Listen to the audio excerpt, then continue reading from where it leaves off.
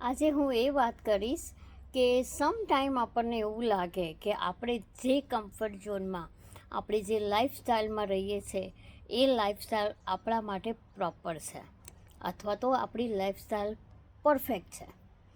પણ આ બિઝનેસ કરતાં પહેલાં મને આ બિઝનેસ 100% મારા માટે લાગ્યો, પણ મારા માટે એક કમ્ફર્ટ ઝોન એ હતો કે હું જે કરી રહી છું અને જે મારા બિઝનેસની માટે કરું છું, મારા ટ્રેડિશનલ બિઝનેસમાં જે કરું છું એ મારા માટે પરફેક્ટ છે.